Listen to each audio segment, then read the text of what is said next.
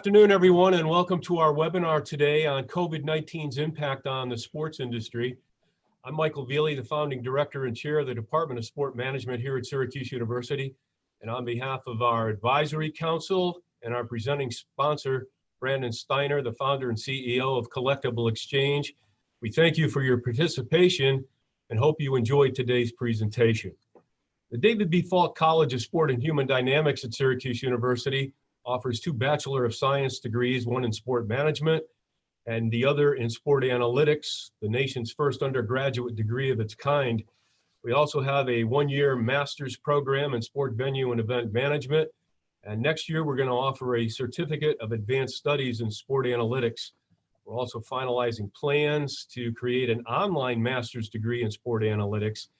And for further information, you can visit our website at that's falk.syr.edu.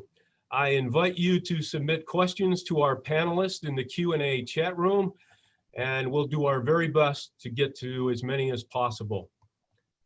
I'm pleased to introduce today's moderator, Syracuse University trustee, Sport Management Advisory Council member, and NBC broadcaster, Mike Tirico. Mike is a 1988 graduate of Syracuse, and he's one of the most recognizable personalities in sports today. He joined NBC Sports in 2016 after a distinguished 25-year career at ESPN. He's covered everything from golf to Triple Crown racing. He's done play-by-play for Monday Night Football, Thursday Night Football. He's been a studio host for Football Night in America. He's covered college basketball, college football. Prior to that, he was the sports director here in Syracuse from 1987 to 1991 at CBS affiliate WTVH Television. It is my sincere pleasure to introduce and welcome Mike Tirico. Thanks, Mike. Hi, everybody. Good to see a lot of familiar faces and great to do this event with the Falk School. A lot of us who you're going to hear on this call who are on the advisory board for the Falk School got involved here at the very beginning. We love to see what the sport management department has become. And one of the cool parts is that there's another entire piece to the college that is part of Syracuse University. And the two sides of that aisle will come together, I think, for an hour for those of us who are into sports. That's pretty interesting and pretty informative. I'm going to shut up as much as I can and lean on the experts here. I want to introduce you to everybody first. Nick Carparelli is the executive director of Bowl Season, which is the new umbrella for the college football postseason, oversees operations and direction for the organization that will grow to 43 postseason college football games coming up at the end of this year. Prior to that, Nick has been so involved in intercollegiate athletics and sports, senior director of college sports at Under Armour, as well as the senior associate commissioner for the Big East Conference. When the Big East ran football, Nick did all the heavy lifting. I can promise you that. So Nick's with us from his home. Sandy Montag is the CEO of the Montag Group, talent management, consulting, and content development media strategy company based out of New York. Sandy's a veteran of the sports industry, a Syracuse alum.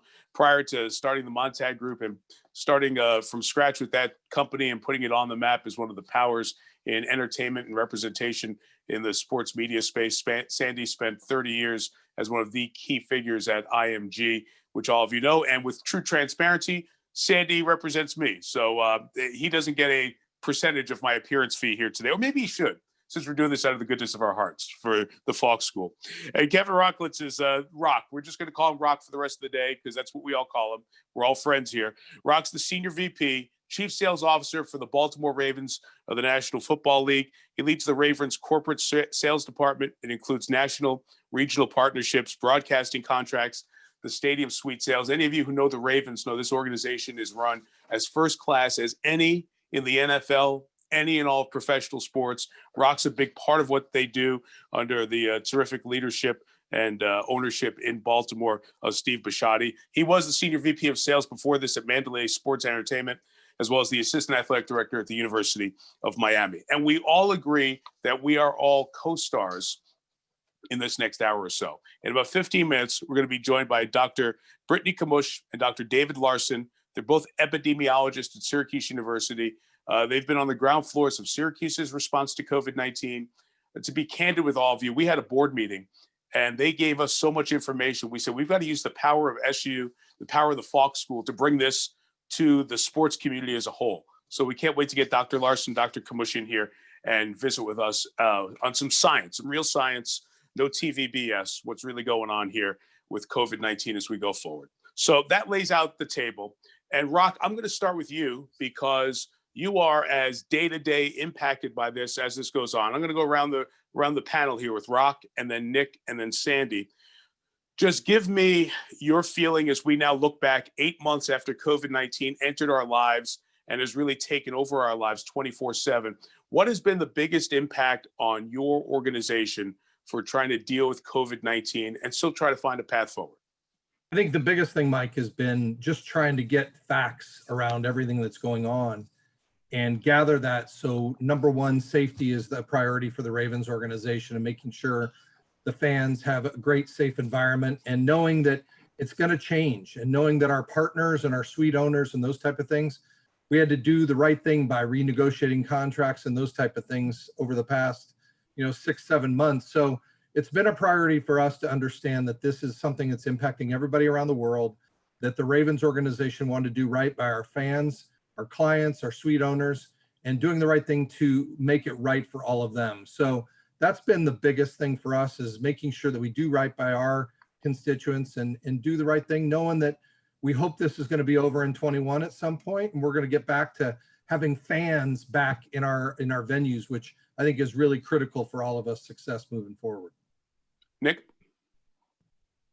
Yeah, it's nothing's been easy for anyone this year. We've all been forced to be very patient, very flexible as things play out that are out of our control. So we're in the bowl system is in the enviable and unenviable position of being at the end of the year. We're at the mercy of a lot of decisions by a lot of people that have to come before our games take place. We're also at the mercy of the virus, and it's clear that none of us can predict that. But at the same time, we, like Rock said, the safety of everybody involved in college football and in the bowl games in particular, when we get there, is of the utmost importance. And our bowl games across the country have been working very hard at that. I say they're in the enviable position, and what I mean by that is when we get to bowl season, they will have a full college football teams and NFL venues where many of the games are played will have had a full season of safety protocols and procedures in place that they can just continue. So in a lot of ways, they don't have to reinvent the wheel there.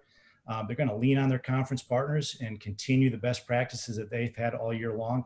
But it requires a lot of, like I said, a lot of patience, a lot of flexibility, and nothing is normal. And right when you think you have a handle on things and you could start planning a little bit, things change. So I think we're going to need to remain flexible the rest of the year. Thanks. Sandy? Well, first, I hope my representation of you hasn't changed during this year, but but I think, for us as an organization, like any of the three of us, to me, the two biggest things besides the health of our country and the world is the economy and mental health in general. And those are the things that concern me. As an organization, we're all working remote for the most part, like most organizations. In our talent business, people like you, Mike, your schedules are changing at a moment's notice. A lot of broadcasters are doing games from home. So I think as an organization that supports talent, we have to adapt. We have to be helpful. But coming out of it, and if I can just pivot here, if you could see, this is New York City, a live look at New York City on a Tuesday afternoon. It looks like Sunday. And that's the biggest concern, that I have is what is going to happen to our economy going forward. It impacts all of us in many, many different ways. Kevin, I want to come back to you for a second, because just this week, there was a pivot for the Ravens. You all play Tennessee, a very important game with AFC playoff implications as we start to get to that part of the season here around Thanksgiving. And the in-person experience for fans was planned a certain way Monday morning, and now it's different. Can you share, one, the pivot, and two, how quickly as an organization you have to be ready to do these things given the current circumstances? Yeah, we started talking on Friday last week and looked at the numbers, and obviously they were at 1,800 Friday and jumped up to 2,300 on Saturday. And it got to a point where it was just like, it's just not worth it to have fans in our building when numbers are getting that high, and realizing that we are a big player in this city and a big player obviously in the National Football League. So we wanted to take a statement and just say it's just not worth it. Let's make sure, for the health and safety of all those that are attending the Baltimore Ravens game, stay home. Let's go without fans. Let's focus on the football field and go from there. So we were able to position pretty quickly and realize that we knew it was coming on Friday. And we made the announcement, and obviously the governor came out today and I think made some other additional announcements. So I think we were ahead of the curve there. And as you know, Mike, not only it was us, but Washington as well as Philadelphia made that decision. And I'm sure the three of us won't be the only ones coming forward.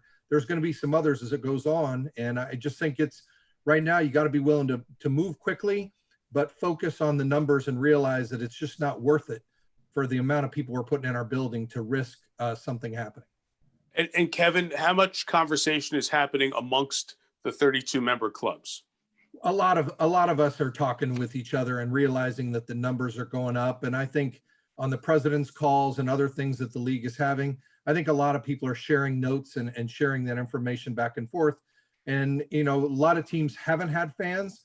We were fortunate to have fans for a couple games, but now it's gotten to the point where it's just not worth it. And I think our organization made a clear-cut decision to move forward and focus strictly on making sure our football team is safe and healthy, and put all our efforts into making sure those type of things happen there, but also at our training facility in Owings Mills, and focus on those things. Nick, let me bring that to you because it's an interesting set of circumstances in your regard. One, you're bringing an umbrella, a large umbrella, to have all these bowls under, which is new and needed and great.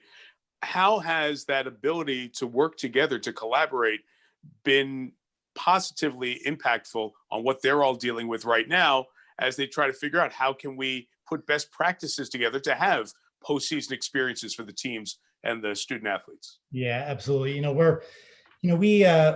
These bowl games, 43 bowl games across the country, are really independent businesses, but they have so many similarities, and they're often sharing best practices and working together. And that's probably never been more evident than this year. We have regular conference calls amongst the group. I have an executive committee, and we're keeping each other abreast. I think just putting the bowl schedule together, just a couple of weeks ago was an exercise in that. It took a lot of time and cooperation between the bowl organizations, their conference partners, and ESPN to create the schedule. I think it definitely took more time than it typically does, and we would have liked. But what made the whole process manageable was the willingness and desire on behalf of everyone involved to make it work. Football programs this year have not been afforded the same number of playing opportunities they have in normal years. We continue to see, and you live at Mike on a weekly basis, a handful of college and NFL games be postponed because of the virus. But our bowl games are extremely important to the communities that host them, as well as the conferences and institutions that are counting on opportunities to play in them. So, for us to continue to work hard and to provide the opportunity for student athletes, especially the seniors, to play one more game and enjoy the bowl experience, was something that was very important to us. But equally important is that we continue to monitor the landscape and stage these games in the safest way possible for everyone involved. And the bowl system is prepared to do that. Sandy, I'm curious, your career started in TV production, working with John Madden and Pat Summerall on those games when they were at CBS way back in the day. And so from that window to the window of representation of many network sportscasters and regular conversations with presidents of the networks and the sports divisions, you see the way the media has evolved. If you can just take us a little bit looking forward, Sandy, do you think some of the practices that have been put in place now to broadcast every sport will continue on in a post-COVID-19 world? Well, I think, as I mentioned before on the economy, for argument's sake, if you could produce an NFL football game for $100,000 pre-COVID, today you're doing it for $50,000, perhaps with fewer cameras, perhaps with announcers in remote locations. And if the viewer really can't tell that much of a difference, I think networks are going to do that going forward. I am a little concerned, you and I've talked a lot about ratings in general, and I think this year kind of sports are out of sync. We're all out of sync, and all sports are played at different times. I do think the networks are going to pivot on the way they produce events, and I also think they're going to pivot into the streaming model and the direct-to-consumer model, because that's the wave of the future. And I think it's what viewers really want at this point. Maybe we'll unpack that a bit more in a little bit. Nick and Sandy and Rock, I just ask you to hang for a few minutes as we are joined by our two experts who can share so much about where we've been and maybe more importantly, where we're going. We are thrilled to be joined by Dr. Brittany Kmush and Dr. David Larsen. Let me give you a brief bio of their terrific resumes of these two Syracuse University epidemiologists and Falk College public health professors. Those of us who love Syracuse are so lucky to have two amazing representatives of our outstanding faculty in Drs. Larsen and Kmush. Dr. Kmush's area of specialization includes epidemiology, global health, infectious diseases, vaccines, nutrition, immunology, and environmental exposures, particularly with the context of risks for infectious diseases. Since the pandemic began, she's been instrumental in helping to guide Syracuse University in its efforts to stay ahead of the virus. And Dr. David Larsen's an epidemiologist. His expertise is global health, specializing in the surveillance, control, and elimination of infectious disease. Since the coronavirus pandemic began, he's led efforts of a statewide wastewater surveillance platform for New York and guided Syracuse University in doing some of that to bring students back for this fall semester. And I'm going to get to that specific in a minute. So Dr. Larsen, let me start with you, and then Dr. Kmush, you can follow. For those who are with us, and Syracuse is one example of many schools, but has performed quite well in this space of having students on campus for an experience there on the Hill in the fall, and almost made it to the finish line of a week of classes and in-person experiences. But as the virus has spiked nationally, it has also spiked in Onondaga County, where Syracuse is, and in-person education has stopped as of last week. Dr. Larsen, do you look at the spike on campus at Syracuse and the testing program there as a direct parallel to what's been happening around the country with the numbers spiking? Oh, good question, Mike, and thanks so much for having me here. I think so. I think especially locally, we've seen a steady increase in Onondaga County since August of transmission and cases, and it's starting to get pretty serious. High levels and high numbers. Hospitalizations are starting to go up. And I think what we've seen among the students is what the term I think is pandemic fatigue. People have been in this new behavioral pattern for so long, and it's just tiresome, and it's lonely, and it's frustrating. And then, we had a Halloween on a Saturday night with a full moon, and the stars aligned, and the students socialized quite a bit. We're confident that before Halloween, there wasn't a lot of transmission within our student body, and then after there was, and how much of that is from the community is yet to be determined. But it's kind of disappointing we didn't quite make it to the end line. Dr. Kmush, as soon as Dr. Larsen mentioned Halloween and a full moon, I saw your facial expression change. Can we trace a lot of what's happened around the country to pandemic fatigue and the combination of people just looking for windows or days to act normal when we've all had to act a little bit differently? Yes, I think pandemic fatigue is a big factor. And of course, it's kind of coinciding with the cooler temperatures in the Northern Hemisphere and people having to spend more time inside and closer to other people. And I think that combination of the fatigue with the changing temperatures, which cause an increase in, other coronavirus cases, other types of coronaviruses, is just it's going to make a lot of transmission occur throughout the fall and winter. Both of you, this is your life's work, your adult life's work and study. So Dr. Larsen, I'll start with you. When there were warnings in the summer that the fall and the winter could be bad, and here we are and it's getting worse, is this what you envisioned nationally as the downward spiral we'd be facing? Yeah, I think so. It's one thing that really surprised me about coronavirus. I was in Kenya in February of this year, and I was there working on some malaria projects and some other global health issues. And we were watching what was happening in China, but the speed of exponential growth in transmission was just frightening. To come back late February and by mid-March, New York State shut down. I think it was March 17th or so. And I think that's what's challenging here is we've had this kind of this slow spread and kind of almost like a slow burn in many parts of the country through the summer and the early fall.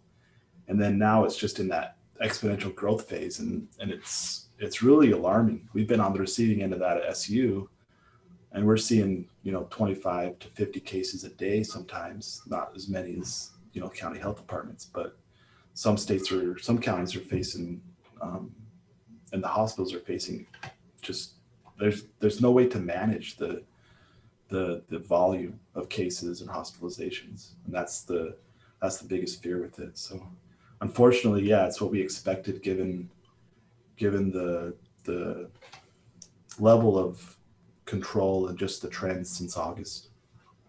Dr. Kmush, I mentioned your background and having a historical perspective on how these things transmit and how they grow. Is there a historical perspective you can look back, lean on other viruses, other places around the world, and give us a sense of where we are and how bad this pandemic truly is right now?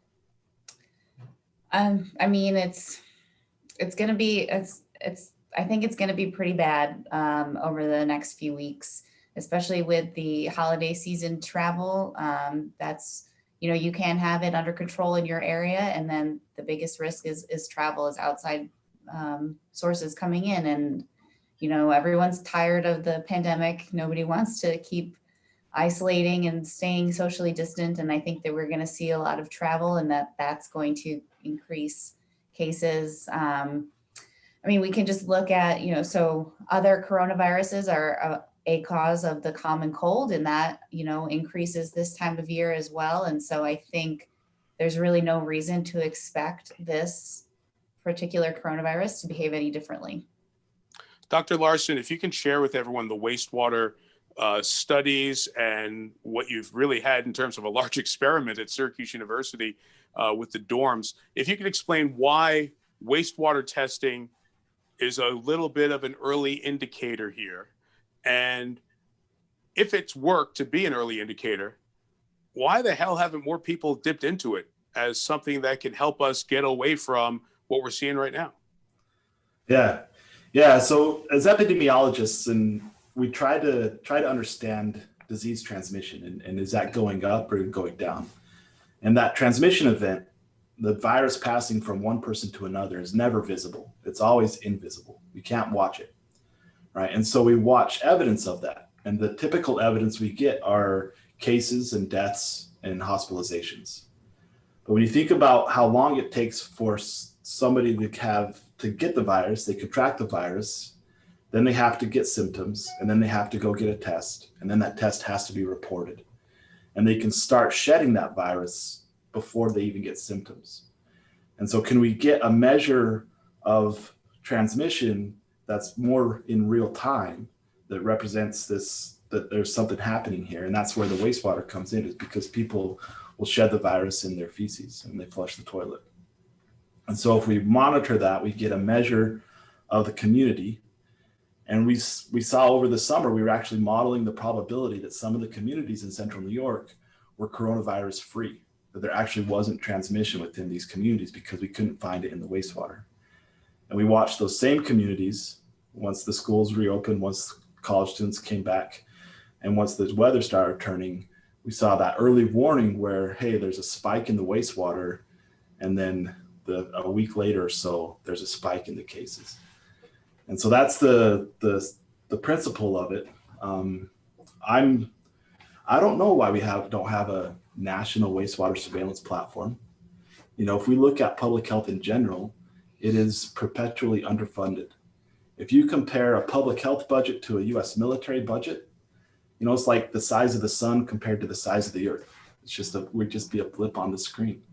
But in terms of what has the capacity to completely disrupt our lives, this pandemic is more disruptive than any of the past conflicts that we've had, unless you're a soldier, because they've all been fought overseas.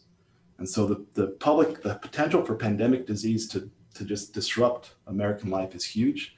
And for decades and across, independent of of political party, independent of whoever's the president in the Congress, we have not funded public health protections in a way that makes sense.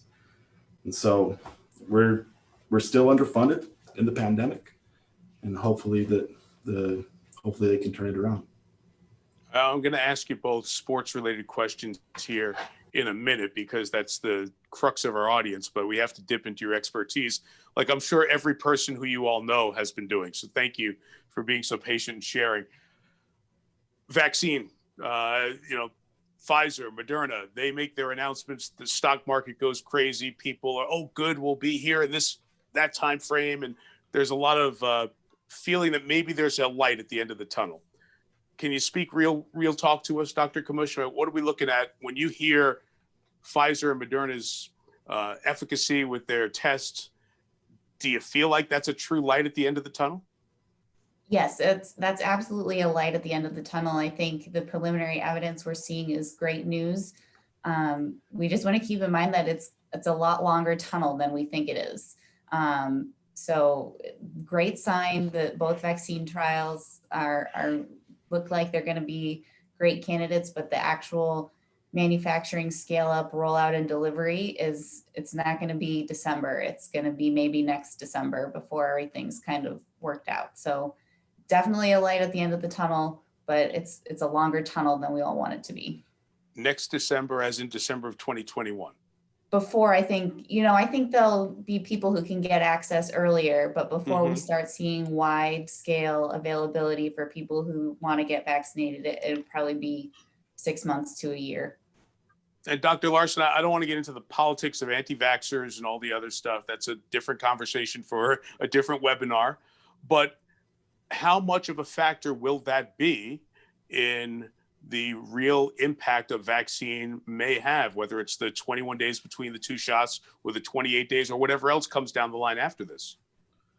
Well, there's two big pieces there. The first one, there's two big pieces that can affect the population uptake of the vaccine. The first one is the access to care. And so do our vulnerable populations, and we've seen the Black and brown communities, the people of color, have really borne the brunt of this pandemic with high mortality rates. But these are also our communities and our populations that have less access to healthcare. And so that is a challenge in vaccine uptake.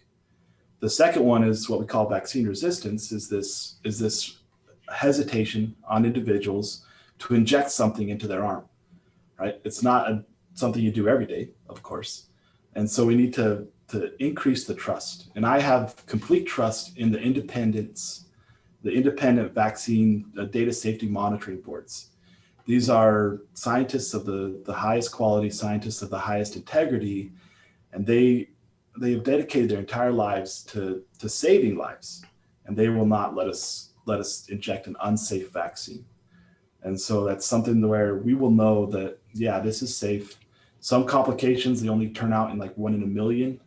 And so that we won't know that until you get 1 million people vaccinated to see something like that.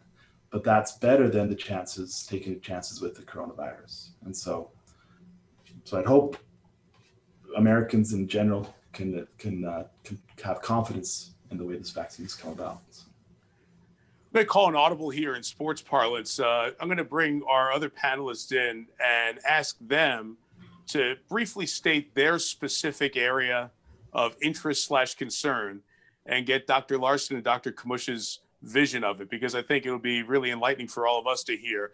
Rock, I'm going to start with you. Can you just go back and just explain to the doctors what's happened this week in terms of fans in the stands?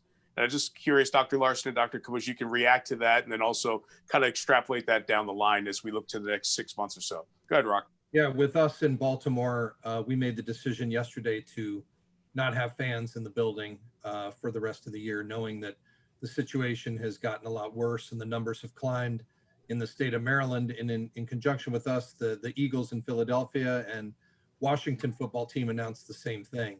So I think, a lot of us in the NFL are looking at this, realizing that the numbers have skyrocketed, and we feel like it was in the best interest of the people in these communities to just not have fans and focus on the health of just putting on the football game and leaving it at that right now. Dr. Larsen, your thoughts on that and gathering at an outdoor stadium? Outdoors is supposed to be better than indoors, right? Yeah, I don't think about it that way, outdoors versus indoors. Okay. How do you think about it? I think about it in terms of proximity. You know, if you have people that are close together, whether they're outdoors or indoors, that's going to be a similar risk. Indoors will be a little bit different as the virus can linger in the air a little bit more. We expect a little bit more airborne transmission indoors than outdoors. But now that the weather has turned, the two big pieces that really affected outdoor transmission are ultraviolet light and the temperature, because they help to kill or inactivate those viruses, and that's no longer the case with the winter. And so I applaud the decision. You know, this will be a short-term temporary pain to avoid permanent loss of life. And when we look back at this in 20 years, we'll think, you know, good on you for doing it. As opposed to, you know, you don't want to be judged in to be judged in the eyes of history. You know, we have to make the best decisions we can with the information we can, and that's the best decision in my opinion. Dr. Kmush, I've watched some college football games in some southern states. I've watched the World Series, which was played in a neutral site in Arlington, Texas.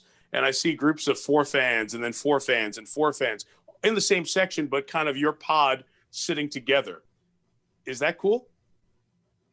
Well, so as Dr. Larsen said, right, it's all about proximity. And so it depends on who those 4 people are, right? If they're 4 people that were already going to be kind of coming in contact with each other in their daily life, that's probably okay. If that's 4 strangers that are now getting together for an extended period of time, you know, football game, baseball game, and then going off and, you know, getting in close proximity with their household members, their family members, that's probably not a great idea, right? So the more mixing we have on different populations, the more potential there is for spread. So it's similar idea to traveling, right? As you introduce pockets of people to other places, then we see more potential for spread.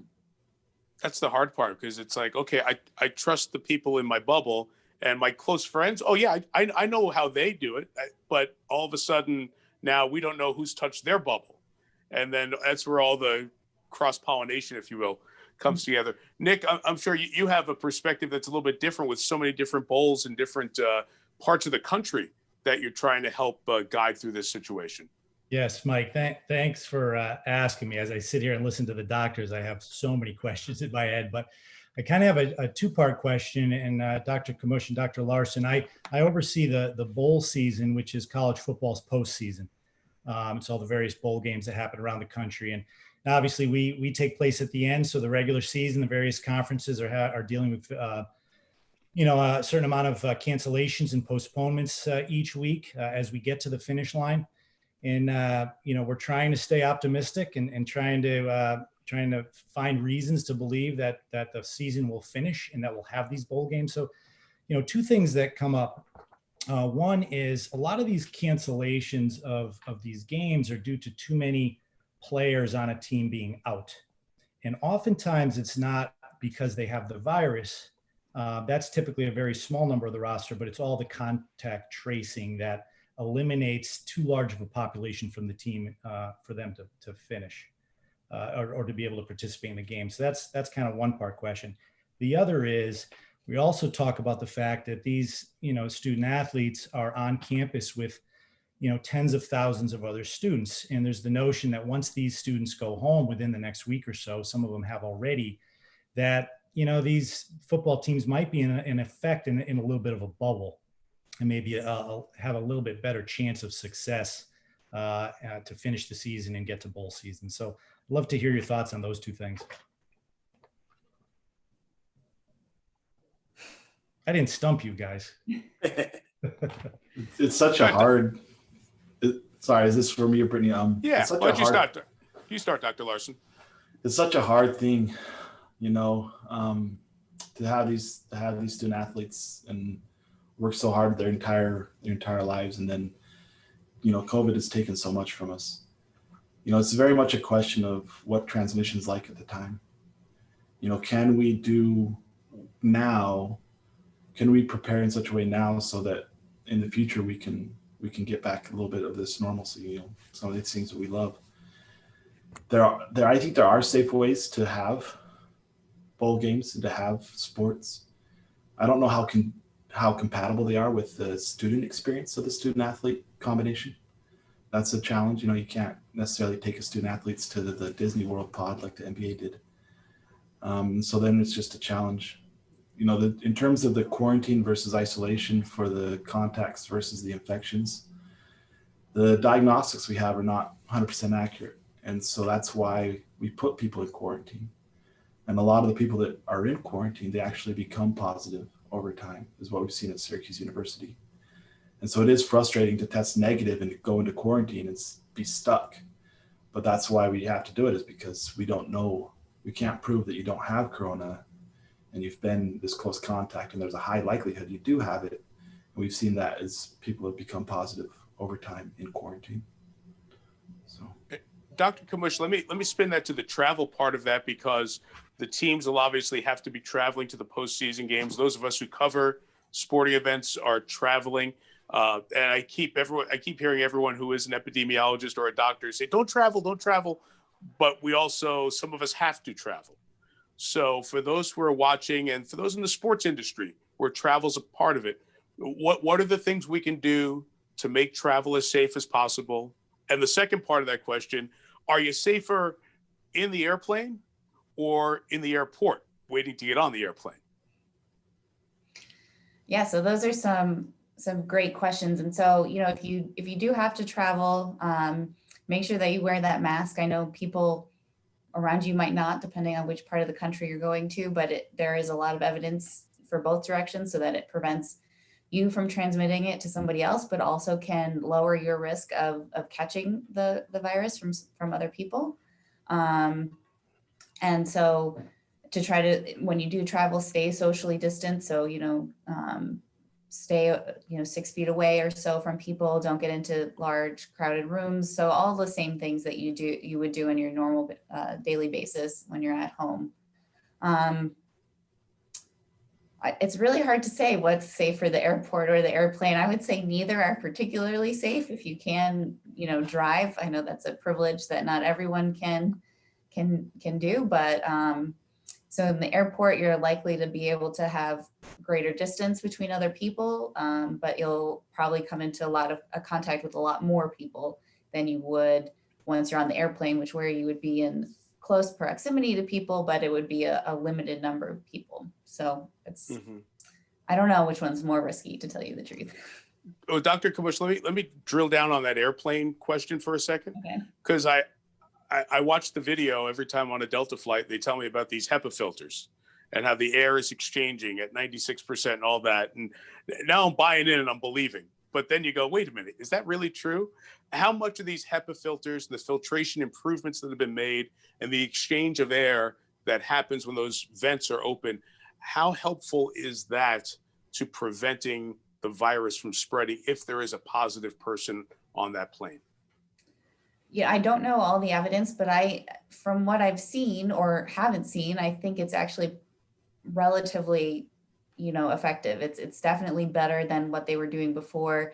There's a classic paper from the SARS outbreak in 2004, which is a different coronavirus, where they traced the transmission, basically down the seat of the airplane from someone who was positive.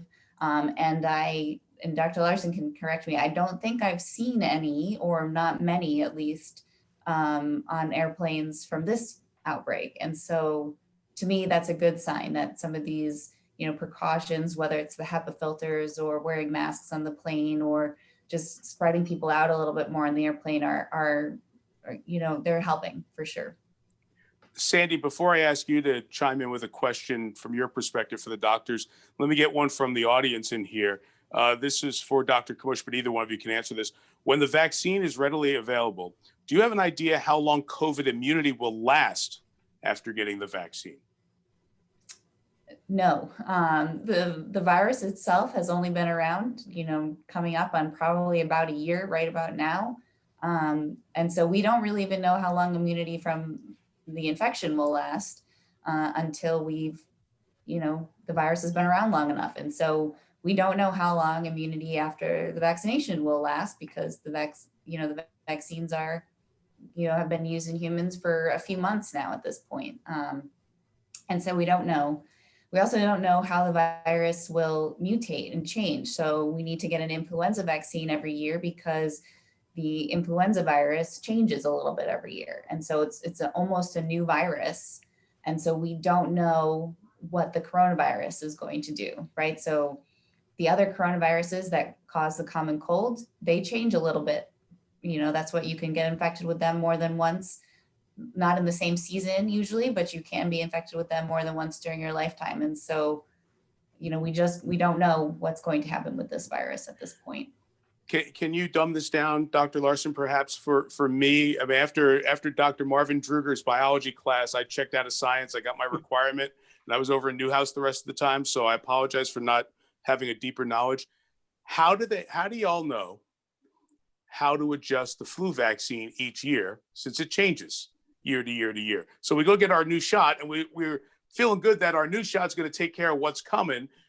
But do you all know how it's going to mutate and then present itself within the environment the next year, which would then lead to the question of how you're going to change or adjust the virus or the vaccine, I should say, for COVID-19, if in fact it works?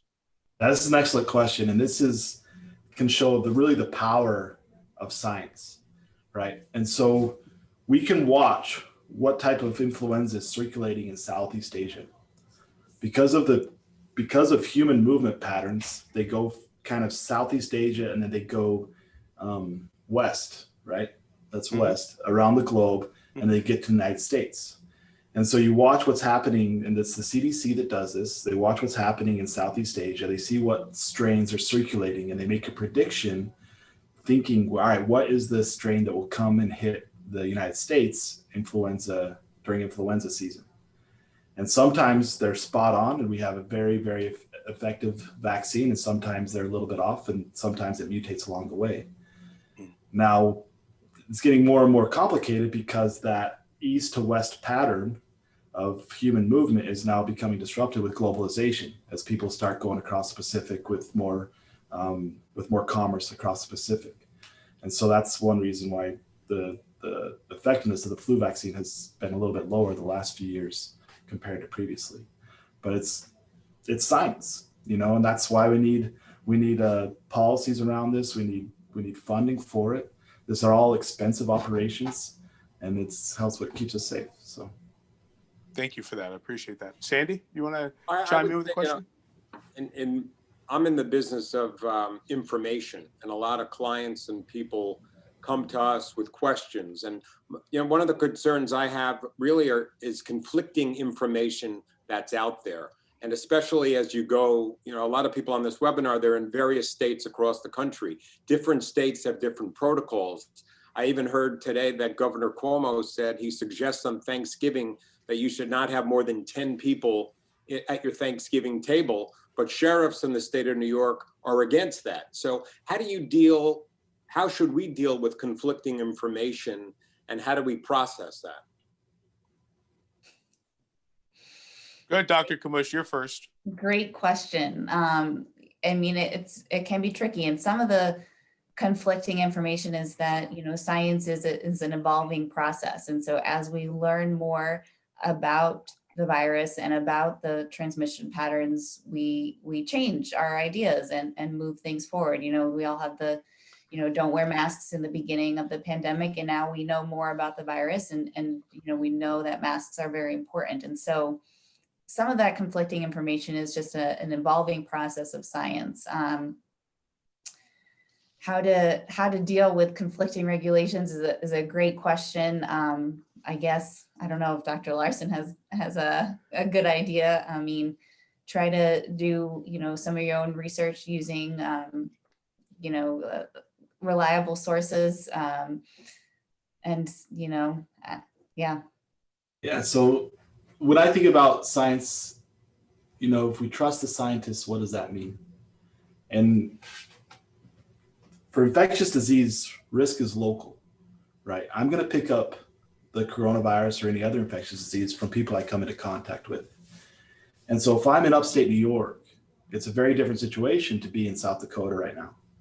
And it's been that way since, and even in March, right? And then New York saw a huge spike in March, April, May, and then it kind of died down. And then other places in the country saw, and so we see this change. And so it makes sense to have different policies for different communities based on local transmission.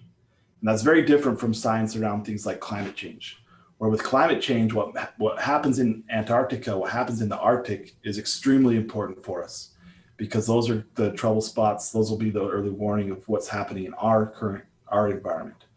But with infectious disease, what happens in Antarctica, I'm not so concerned about. If they have an outbreak of even in Ebola in Antarctica, I'm not so concerned about it because it's not going to put me at risk. And so I have to look locally. And so what's local? You have the county health department is local. You have the state health department. And then here in this country, we have the CDC, world-renowned, the most decorated public health organization in the world with the best scientists and the best doctors. We need to look to them for leadership and guidance, and then the WHO as well. And so these are the institutions that are designed to keep us safe. And so we just need to put trust and faith in them. And I guarantee you, all of this science stuff, it is available. You can learn it, right? It takes some effort, it takes some time, but it's not magic. It's just science, and you can learn it. And so if you have questions, just keep asking them. You're guilting me into what I didn't take in school. So thanks, Larsen. I appreciate that. And we have 11 minutes left. I want to come back to Dr. Larsen and Dr. Kmush with some of the questions from the folks who are watching the webinar. And thank you for sending them. I'm going to try to get to as many of those as possible. I just want to do one last one with our panelists. Rock, I'm going to start with you. From an NFL perspective, there's a business part to the National Football League, and we think it's all TV rights money, but obviously suite sales, ticket sales, all the things that you touch, the concessions, the parking, the gear, that hasn't been there this year. Do you think football fans will see a different NFL on the field in 2021 in terms of salary cap and all the other stuff because of the economic hit that the league has taken here in 2020? Well, I anticipate it's gonna affect everybody in some way. I think when you look at the money that's being generated, it's probably going to be a little bit different on the football field, but it's also going to be, different at the box office and difference at concessions. I think right now we as executives are looking forward to, what is concessions going to look like in 2021? It's going to be very different.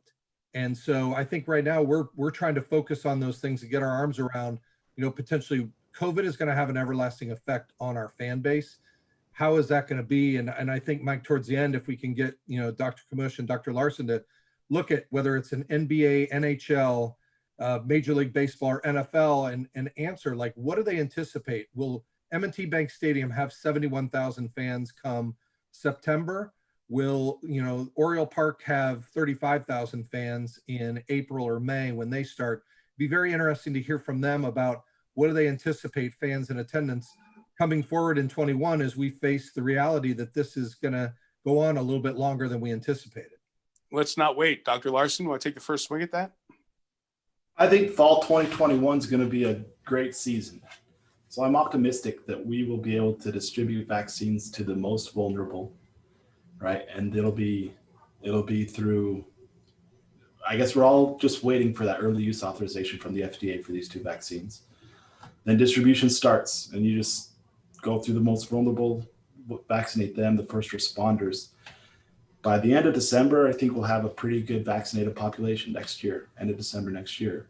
But in terms of fall 2021, I'm optimistic that it'll be, the vulnerable will be protected, and then hopefully it keeps chugging. So Do you anticipate still wearing masks?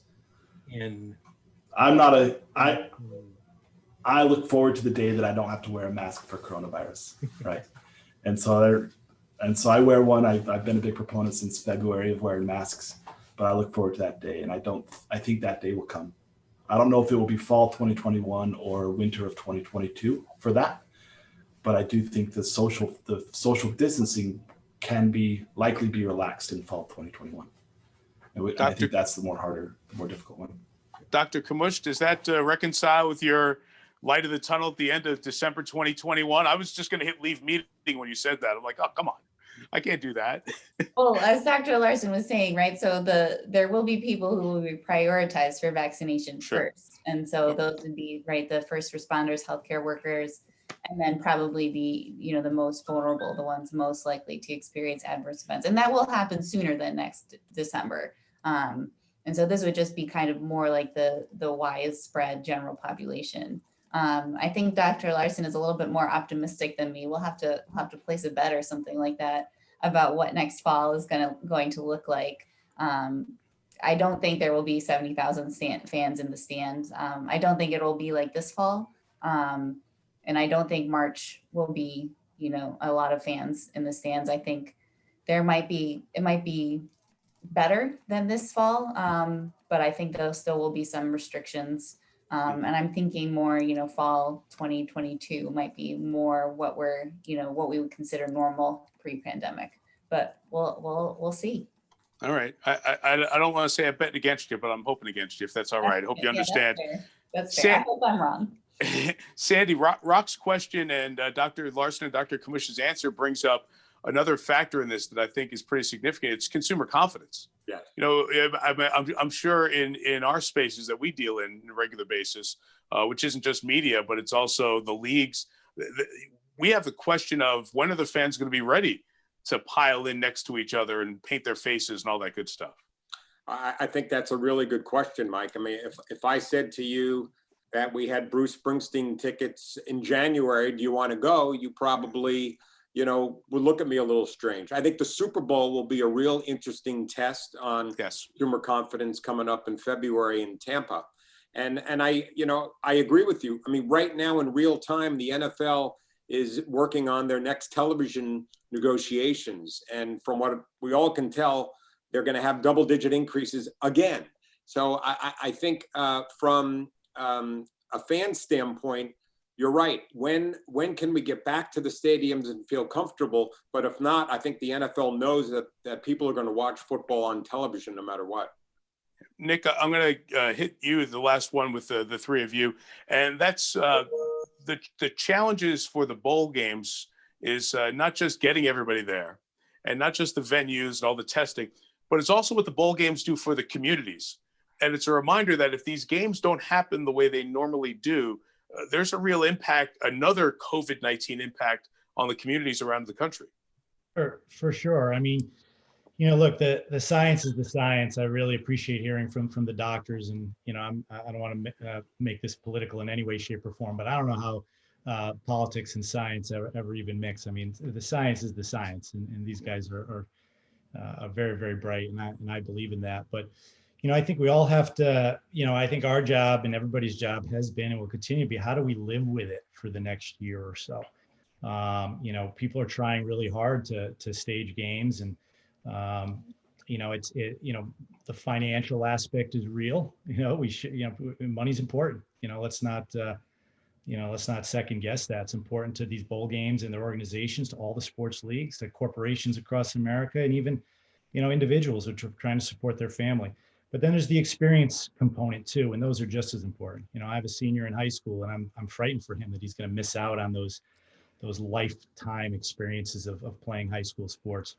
And as you mentioned, Mike, these bowl games, they're such community-based events, and if there's no fans allowed in the stands, that's one thing. That revenue is going to be down.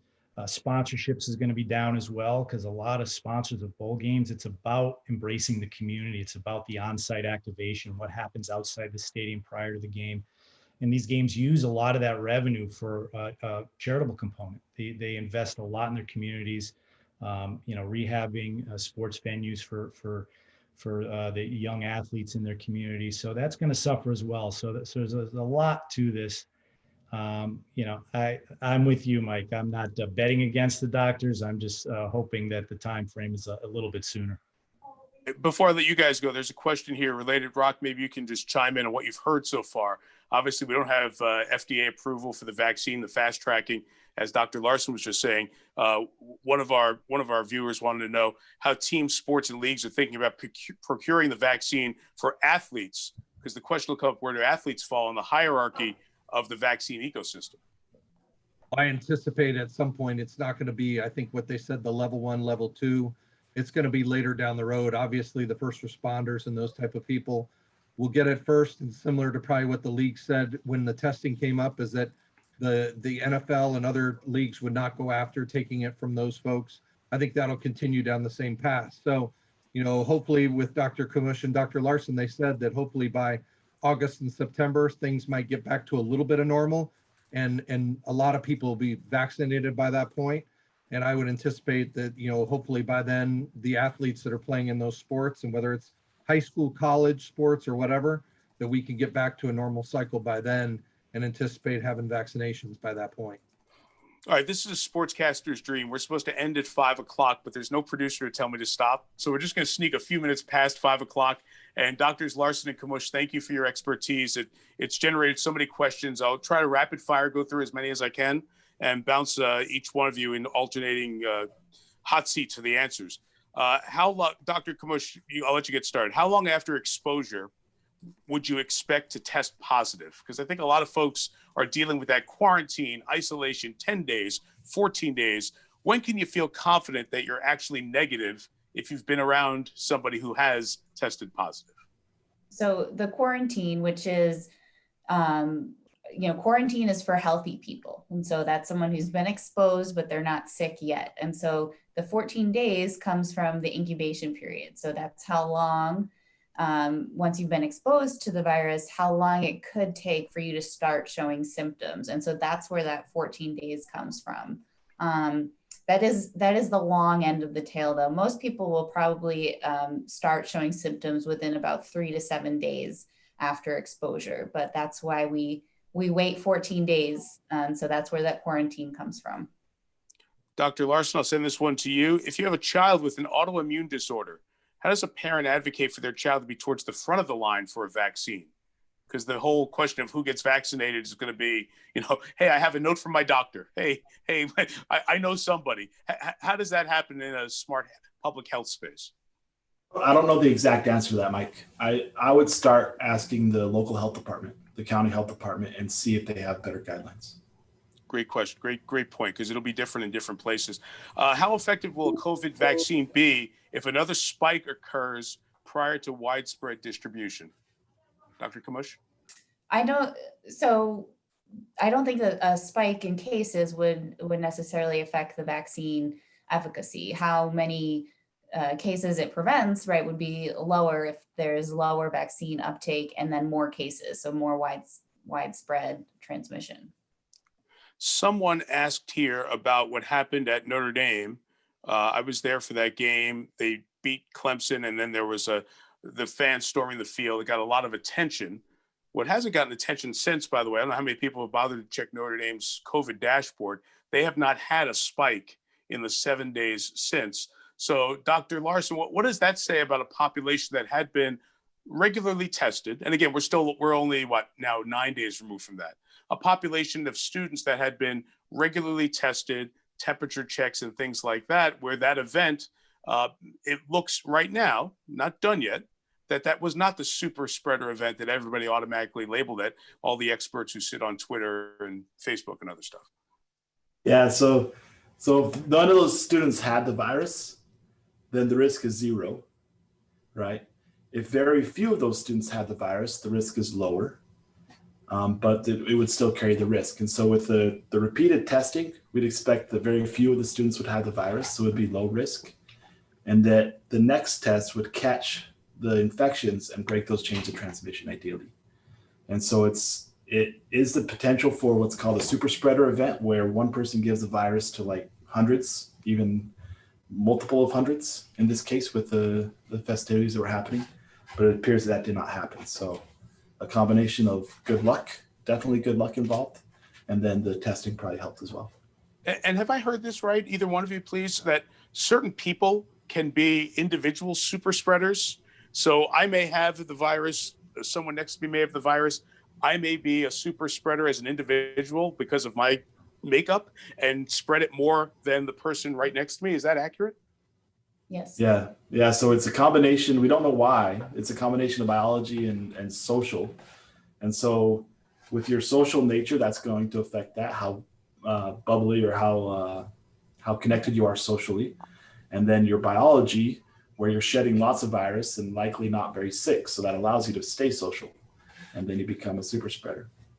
Dr. Kmush, does the temperature taking that happens at some public areas impact anything at all? Are we learning anything from that? I mean, it's better than nothing. It could be helpful to screen out some very sick people. But I do think, the risk is the asymptomatic or low symptomatic people, who feel healthy, who don't feel sick. I think everyone pretty much knows at this point, if you feel sick, stay home. People who feel healthy and they're, attending, and they're the ones who have the risk for being the super spreaders. So shedding virus, but don't realize that they're sick because they don't feel sick. And so, I mean, it's helpful. It can be helpful to find people who are potentially infectious, but I think it would miss a lot of people as well. Should we be taking our temperature every day on our own before we get out to the world? I think so. Okay, great. No, we'll go to CVS right after this and buy my own thermometer to travel with. Sandy, there's one here for you. What do you think the new normal of broadcasting will look like? We talked about it earlier, Mike. I think your preparations for your games have been on Zoom during the week. So the question is, when you prepare for a Notre Dame game, how much are you missing talking to the players and coaches in person when you get to the location? I think it's going to change for the next year or two. I think from a cost-cutting standpoint, that will happen. But also, I think being remote, more and more broadcasters will be doing games from studios or from home. I think that's going to be the new normal for the near future. But hopefully we can get back in 2022 back to the regular normal and back to being together again.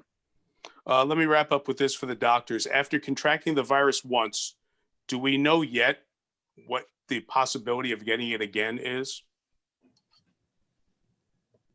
I don't know if we know the exact risk. I think there is definitely a theoretical risk. I think there have been a few documented cases of people who have been infected twice. We just don't know that much about it right now, but there is a theoretical risk that after a few months, 3 to 6 months, you could potentially get infected again. Dr. Larsen, why don't I give you the last word? You want to leave us with thoughts as we head towards Thanksgiving here? And we've been hearing a lot of folks giving out a lot of advice, but I think if we've learned anything over the last hour, there's no agenda from you two. So if you guys want to give us a thought to take into our Thanksgiving plans, we'd love to take your free advice. Yeah, Thanksgiving is going to be hard. It is. Our country's in a very precarious situation, and I would encourage everybody to stay with immediate family and not to get together with people outside that immediate family. And it's really painful for me to say that. Thanksgiving is my absolute favorite holiday. It is the most amazing holiday that's built around family and food and fun, and football. And football and yeah, and the beautiful football as well as the American football. But definitely,